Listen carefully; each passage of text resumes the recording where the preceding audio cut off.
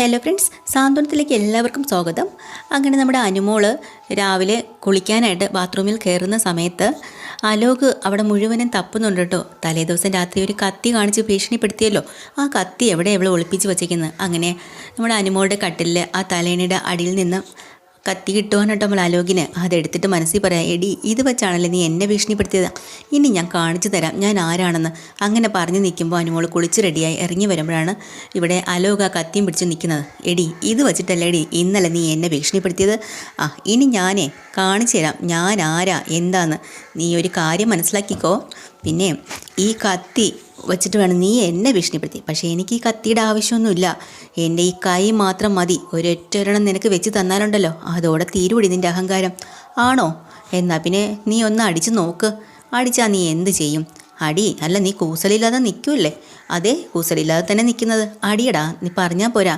ആണാണെങ്കിൽ നീ എൻ്റെ ദേഹത്ത് കൈവയ്ക്കണം. അത് ശരി, അത്രയ്ക്കായോടിയെന്നും പറഞ്ഞും കൊണ്ട് അനുമോളെ അടിക്കാൻ അങ്ങോട്ട് ഓങ്ങാട്ടോ. അനുമോളെ കൈ പിടിച്ച് വെച്ച് തിരിച്ച് ഒടിച്ച് മടക്കി കൈ കൊടുക്കുകയാണ്. വീണ്ടും നമ്മുടെ അലോക് അടിക്കാനായിട്ട് ആ കൈ പിടിച്ച് തിരിക്കണതും നമ്മുടെ അനുമോള് കാലിൻ്റെ ഇടയിലൂടെ ഒരൊറ്റ ചവിട്ടങ്ങ് വെച്ച് കൊടുക്കുന്നുണ്ട് കേട്ടോ. അതോടുകൂടി ആ കട്ടിലേക്ക് അലോക് മറിഞ്ഞ് വീണ് വേദന കൊണ്ട് പൊളഞ്ഞ് വിളിയായി. ഈ വിളിയും കേട്ടിട്ടാണ് താഴെ നിന്നും കൊണ്ട് അച്യുതൻ രാജശ്രീയോട് പറയണം, എടി അവിടെ എന്താ ബഹളം, അവൻ എന്തിനായി കിടന്ന് വിളിക്കുന്നത്? എൻ്റെ അച്ചുവേട്ടാ നിങ്ങളൊന്നും മിണ്ടാതിരിക്കുക, അവരവിടെ റൊമാൻറ്റിക്കായിട്ടുള്ള സംസാരിക്കുക ഇടയ്ക്കൊക്കെ ചെയ്യുന്നതായിരിക്കും. എടി അതല്ല, ഇത് അവൻ എന്തോ ആപത്ത് പറ്റിയിട്ട് വിളിച്ചതുപോലെയുള്ള വിളിയാ കേട്ടത്. ആണോ? അതെ, ഇതിനിടയ്ക്ക് ഇന്ദിരാമയും നന്ദിതയും കൂടെ ഓടി വന്നിട്ടുണ്ട് കേട്ടോ അലോകിൻ്റെ മുറിയുടെ ഫ്രണ്ടിൽ. അകത്ത് അലോകിന് അനങ്ങാൻ വയ്യാണ്ട് കിടക്കുകയാണ്, നല്ല വേദനയുണ്ട്. എടി ദുഷ്ടേ, നീ എന്നെ ഇങ്ങനെ ചെയ്തല്ലേ? ദേ എന്നോട് കളിച്ചാലേ സൂക്ഷിച്ച് വേണം, പറഞ്ഞ മനസ്സിലായല്ലോ. ഇനിയിപ്പം ഞാൻ ഡോറ് തുറക്കാൻ പോവാണ്, മനസ്സിലായോ? എല്ലാവരും ഇപ്പോൾ കാണും കേൾക്കും, അതുകൊണ്ട് നീ അടങ്ങിയിരുന്നോ എന്നും പറഞ്ഞിട്ട്. അപ്പോൾ നമ്മുടെ നന്ദിതയും ഇന്ദിരാമയും കൂടെ അവിടെ ഒന്ന് വിളിക്കുക, അലോകെ എന്താണ് പ്രശ്നം, എന്താ നീ ഇവിടെ നിന്ന് വിളിച്ചത്, കഥക് തുറക്ക്. അങ്ങനെ അനുമോള് വന്ന് കഥക് തുറക്കാനായിട്ടോ. നോക്കുമ്പോൾ അലോക ആ കട്ടിലിൽ കിടക്കണം. എന്ത് പറ്റി? ആകെ ഒരു ചമ്മൽ എല്ലാവർക്കും, ഒന്നും പറയാനും പറ്റുന്നില്ല. അപ്പോൾ അലോക് പറയാം, അതല്ല ഞാനിവിടെ കട്ടിലേക്ക് വന്നിരുന്നപ്പോഴങ്ങ് വീണ് പോയി വല്യമ്മേ, അതാ കാര്യം. അപ്പോൾ അനുമോള് പറയാം, അതെ അതാണ് കാര്യം. മനസ്സിലായി എന്നും പറഞ്ഞ് ഇവരെല്ലാവരും കൂടെ അങ്ങ് ഊന്നി കളിയാക്കി വെച്ചിട്ട് അങ്ങ് പോകണുണ്ട് കേട്ടോ. പക്ഷെ അച്യുതന് ചെറിയൊരു സംശയമുണ്ട്. കാര്യം എന്തൊക്കെ തന്നെയായാലും അലോക് അങ്ങനെ ഒരുത്തനല്ലല്ലോ. അപ്പോൾ പിന്നെ ഇത്രയും നിലവിളിക്കണമെങ്കിൽ അത് എന്തോ ആപത്ത്, എന്തോ ഇവിടെ സംഭവിച്ചു എന്ന് അച്യുതൻ സംശയിക്കുകയാണ്. അങ്ങനെ അലോക് വിചാരിക്കണം, ഇനിയിപ്പോൾ ഇവിടെ നിന്നാൽ പറ്റില്ല, പുറത്തേക്ക് ഇറങ്ങി നടക്കാം, നാണക്കേടായിപ്പോയെന്നും പറഞ്ഞ അലോക് പതിയെ ഇറങ്ങി വരാണ് കേട്ടോ മുറ്റത്തേക്ക്. ആ സമയത്താണ് നമ്മുടെ മീനാക്ഷി നമ്മുടെ ധർമ്മനെ പറഞ്ഞ് വിടുവാണല്ലോ അപ്പുറത്ത് പോയിട്ട്, കൃഷ്ണമംഗലത്ത് പോയിട്ട് കാര്യങ്ങളൊക്കെ അവതരിപ്പിച്ചിട്ട് അനുമോളെയും കൂട്ടി അമ്പലത്തിലേക്ക് വരണമെന്ന്. അത് പറയാൻ വേണ്ടി ആ ധർമ്മൻ അങ്ങോട്ട് കയറി വരുവാണ്.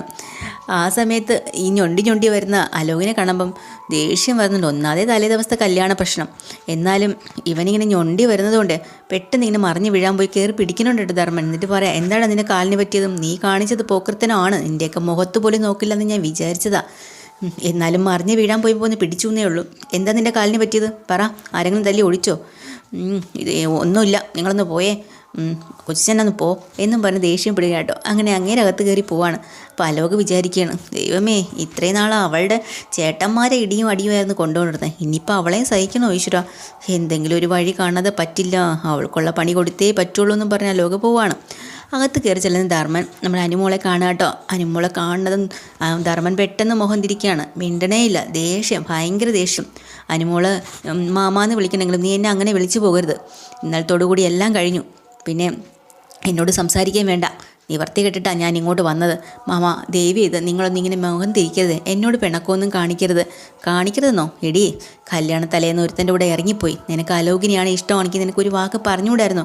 ഇതുവരെ കാര്യങ്ങൾ കൊണ്ടെത്തിക്കണമായിരുന്നോ? പാവം അവിടെ അളിയനും ചേച്ചിയും ഒക്കെ തല തല്ലി കരച്ചില്ല, അറിയോ? ഇനി അവിടെ എന്തൊക്കെ സംഭവിക്കുന്ന ദൈവത്തിന് തന്നെ അറിയാം. എല്ലാവരെയും നാണം കെടുത്തി ഇറങ്ങിപ്പോയിട്ട് എന്തിനാടി? നിൻ്റെ മുഖത്ത് നോക്കാൻ തന്നെ എനിക്ക് തോന്നുന്നില്ല, എനിക്ക് ഭ്രാന്ത് പിടിക്കുന്നത്, നിവർത്തിയില്ലാണ്ട് ഇങ്ങോട്ട് വന്നതാ.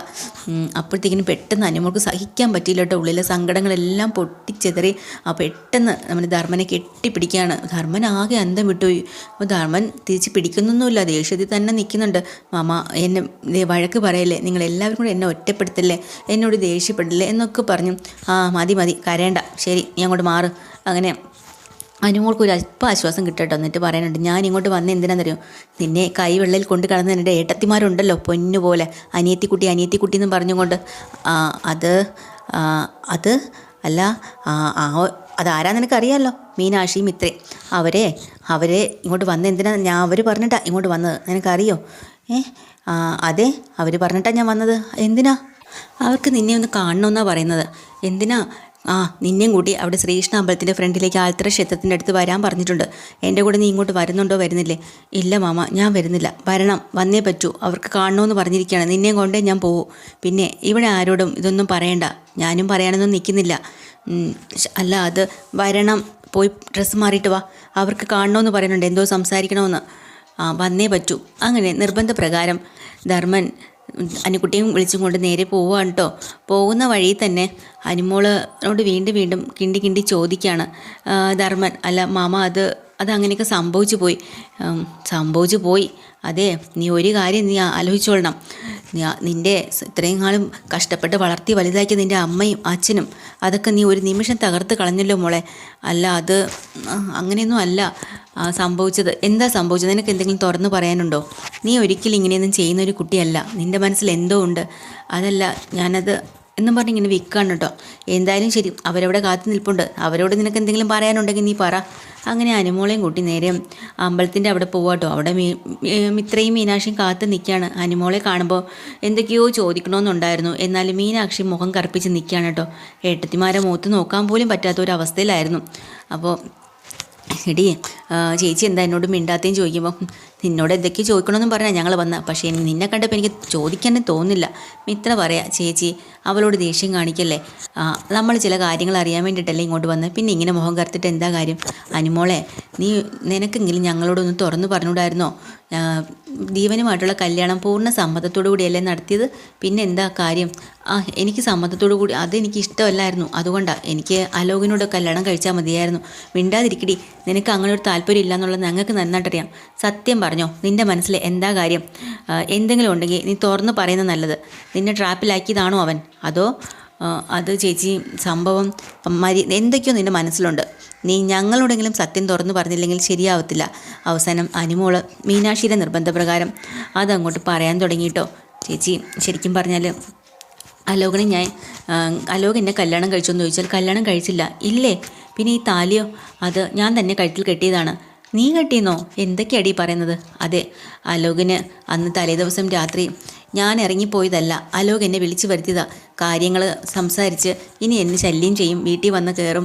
പിന്നെ ഞാനും അവനുമായിട്ട് നിൽക്കുന്ന ചില ഫോട്ടോസ് മോർഫ് ചെയ്ത് അതൊക്കെ അവിടെ പോസ്റ്റർ ഒട്ടിക്കും, ജീവൻ്റെ വീട്ടുകാരെ അറിയിക്കുമെന്ന് പറഞ്ഞപ്പോൾ അങ്ങനെയൊന്നും പാടില്ല, എന്നെ വെറുതെ വിട്ടേക്ക്. അങ്ങനെയാണെങ്കിൽ എന്നോട് വന്നും ക്ഷമ പറയാമെന്ന് പറഞ്ഞിട്ടാണ് എന്നെ വിളിച്ചത്. ഞാൻ രാത്രി ഇറങ്ങി ചെല്ലുന്നതും അതിന് വേണ്ടിയിട്ടാണ്. പക്ഷേ അന്ന് അവിടെ നടന്നത് അതല്ല. ക്ഷമ പറഞ്ഞു കഴിഞ്ഞതും അവൻ എന്നെ പിടിച്ച് വലിച്ചുകൊണ്ട് പോവുക ചെയ്തത്. എന്നിട്ട് കല്യാണം കഴിച്ചില്ലേ? എന്നിട്ടും കല്യാണം കഴിച്ചില്ലേ? അവൻ്റെ ഉദ്ദേശം എന്താണെന്ന് വെച്ചാൽ ഒരു രാത്രി മുഴുവൻ അവൻ്റെ കൂടെ താമസിച്ചു എന്നുള്ള ഒന്ന് വരുത്തി തീർക്കണം, നാണം കെടുത്തണം. ഇതെല്ലാം കഴിഞ്ഞിട്ട് എന്നെ ഉപേക്ഷിച്ച് കളയണം. ഇതൊക്കെയായിരുന്നു. പക്ഷേ ഞാൻ അങ്ങനെ വിട്ടുകൊടുത്തില്ല. അപ്പോൾ നിനക്ക് കല്യാണം ആ ദിവസം രാവിലെ വന്നപ്പോൾ നിനക്കിത് തുറന്നു പറഞ്ഞുകൂടായിരുന്നോ ഞങ്ങളോടെങ്കിലും? എല്ലാവരും ഇങ്ങനെ രീതി നിൽക്കുന്ന സമയത്ത് ഞാൻ ഈ സത്യങ്ങളെല്ലാം തുറന്നു പറഞ്ഞാലേ ആരെങ്കിലും വിശ്വസിക്കുമോ? എന്നെ വിശ്വസിക്കുമോ ചേച്ചി? പറ. ആരും വിശ്വസിക്കില്ല. പിന്നെ വന്ന് നിൽക്കുന്ന ജീവൻ്റെ വീട്ടുകാരോ വിശ്വസിക്കുമോ? അവരും പറയും ഒരു ദിവസം രാത്രി ഒരുത്തൻ്റെ കൂടെ കഴിഞ്ഞിട്ട് പിറ്റേ ദിവസം വന്നവനെ എങ്ങനെ കെട്ടുന്നു. അപ്പോൾ പിന്നെ എല്ലാം കൊണ്ടും ഒരേ കാര്യം തന്നെ നടക്കും. അപ്പോഴാണ് എനിക്ക് തോന്നിയത്, ഞാൻ ആ താലി എടുത്ത് കഴുത്തിൽ കെട്ടിയതും അലോക് കെട്ടിയതായിട്ട് തന്നെ ഇരിക്കട്ടെ എന്ന് ഞാൻ വിചാരിച്ചു. എടി, എന്തിനാ നിൻ്റെ ഭാവി നീ ഇല്ലാതാക്കി കളഞ്ഞത്? നിന്നെക്കുറിച്ച് ചിന്തിച്ചു. എൻ്റെ അച്ഛനോ അമ്മയും ഒക്കെ നാണം കിട്ടില്ലേ അവിടെ മുമ്പിൽ? അതിന് പകരം വീട്ടാനാണ് ഞാൻ അലോകിനോട് ഇങ്ങനെ ചെയ്തത്. അത് ശരി, അവനെ പോലുള്ള ഒരുത്തനെ പകരം വീട്ടാൻ വേണ്ടി നീ നിൻ്റെ സ്വന്തം ഭാവി നശിപ്പിച്ചു. എന്തൊക്കെയാടി നീ ഇത്? അതേ ചേച്ചി, ഞാൻ അവനുള്ള പണി തുടങ്ങി കഴിഞ്ഞിട്ടുണ്ട്. എന്ത് പണി?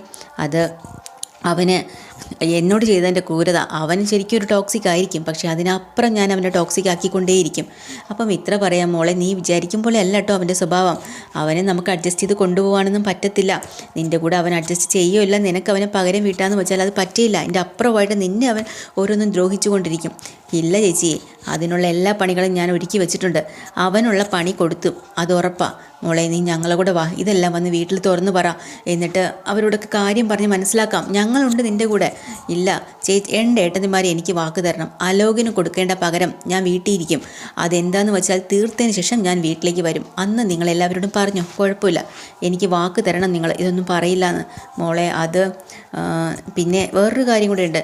ആ തലേ ദിവസം ഇവൻ നിന്നെ ഭീഷണിപ്പെടുത്തിയെന്ന് പറഞ്ഞില്ലേ? ആ ഭീഷണിപ്പെടുത്തിയപ്പോൾ ഞങ്ങളോട് നീ എന്താ പറയാത്തത്? ചേച്ചി, അത് ഞാൻ പറഞ്ഞിരുന്നു അവിടെ ഒരാളോട്. ആരോട്? ഞാൻ സുകന്യ ചേച്ചിയോട് എല്ലാ കാര്യവും പറഞ്ഞിരുന്നു. സുകന്യ ചേച്ചി എന്നെ അലോകിൻ്റെ അടുത്തേക്ക് രാത്രി കൊണ്ട് വിട്ടത്. അയ്യോ, അവരാണോ? എന്നിട്ട് അവരൊന്നും അറിയാത്തതുപോലെ അവിടെ കിടന്ന് അഭിനയമായിരുന്നു. അങ്ങനെ വിട്ടാൽ പറ്റത്തില്ലല്ലോ. ഇവരാണ് ഇതിൻ്റെ ആധാരമല്ലേ എന്ന് മീനാക്ഷി പറയുമ്പോൾ ഇവിടെ അനുമോള് പറയണുണ്ട്, ഇപ്പം ആരും ചാടിക്കയറി അവരോട് ചോദിക്കുകയാണെന്ന് നിൽക്കരുത് ദയവ് ചെയ്ത്. എന്താ മോളെ നീ പറയണത്? കാര്യങ്ങൾ എല്ലാവരും അറിയണ്ടേ? ഇങ്ങനെ മറച്ചു വെച്ച് എത്ര ദിവസമൊന്നും വെച്ചിട്ടാ? മറച്ച് വെക്കണ്ടെന്നല്ല ഞാൻ പറയുന്നത്, പറയണം. പക്ഷേ എനിക്കൊരു ലക്ഷ്യമുണ്ട്. അത് അലോകിൻ്റെ തകർച്ചയാണ്. അവനുള്ള പകരം വീട്ടിൽ കഴിഞ്ഞതിന് ശേഷം ഞാൻ എല്ലാ കാര്യവും തുറന്നു പറയാനൊരു അവസരം നിങ്ങൾക്ക് തരും. അന്ന് മാത്രം. അന്ന് ഞാൻ പടിയിറങ്ങി ഞാൻ തിരിച്ചു വരും ഞങ്ങളെ വീട്ടിലേക്ക്. അന്ന് മാത്രമേ നിങ്ങൾ എല്ലാവരോടും പറയാവൂ. പിന്നെ സുകന്യ ചേച്ചിയോടും ഈ കാര്യങ്ങളൊന്നും അറിഞ്ഞ ഭാവം വെക്കരുത്. നിങ്ങൾ രണ്ടുപേരും എൻ്റെ ഏട്ടത്തിമാരല്ലേ, എനിക്ക് വാക്ക് തരണം. ഞാൻ വിശ്വസിക്കും, നിങ്ങളെ വിശ്വസിച്ചാണ് ഞാൻ എല്ലാ കാര്യങ്ങളും തുറന്നു പറഞ്ഞത്. അങ്ങനെ അനുമോളുടെ നിർബന്ധം കാരണം രണ്ടുപേരും അനുമോൾക്ക് വാക്ക് കൊടുക്കുകയാണ്. അലോകിനോട് ഇവൾ എന്താ ചെയ്യാൻ പോകുന്നത്, അതിനുശേഷം മാത്രം എല്ലാവരും കാര്യങ്ങൾ അറിഞ്ഞാൽ മതി എന്നും പറഞ്ഞ് രഹസ്യമാക്കി അവർ വെക്കാട്ടോ കാര്യങ്ങളെല്ലാം. ഇതാണ് ഇന്നത്തെ എപ്പിസോഡിൽ. ഡീറ്റെയിൽഡ് എപ്പിസോഡുമായി വീണ്ടും വരാം. ചാനൽ ഇഷ്ടമായി ലൈക്ക് ചെയ്യുക, സബ്സ്ക്രൈബ് ചെയ്യുക. താങ്ക്